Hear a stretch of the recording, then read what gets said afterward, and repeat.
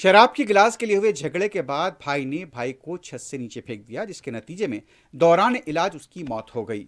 तफसीलात के मुताबिक दो सौतेले भाइयों ने संक्रांति के मौके पर शराब नोशी की। माजी में इनके दरमियान होने वाले खानदानी झगड़ों को याद करते हुए दोनों में बहस व तकरार हुई। गुस्से के आलम में छोटे भाई ने बड़े भाई को 3 मंजिला इमारत से नीचे ढकेल दिया, जिसके नतीजे में वो जख्मी हुआ और उसे हॉस्पिटल मुंतकिल किया गया, लेकिन इलाज के दौरान वो जान पर न हो सका। ये वाकया जुमे की रात नाचारम पुलिस स्टेशन के हदूद में पेश आया।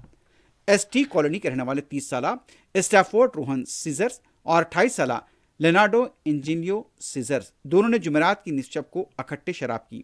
इस दौरान उनके दरमियान झगड़ा हुआ। शराब के नशे में धुत छोटे भाई लेनार्ड ने बड़े भाई रोहन्स को जबरदस्ती छत से नीचे धक्का दे दिया, जिससे वो शदीद जख्मी हुए। उन्हें हॉस्पिटल ले जाया गया, लेकिन डॉक्टर्स ने उनकी मौत की तस्दीक की।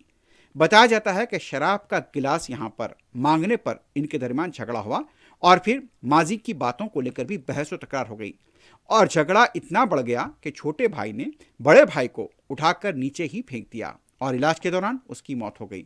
मुतालिका पुलिस ने केस दर्ज किया है। इस सिलसिले में मजीद तहकीकात जारी है।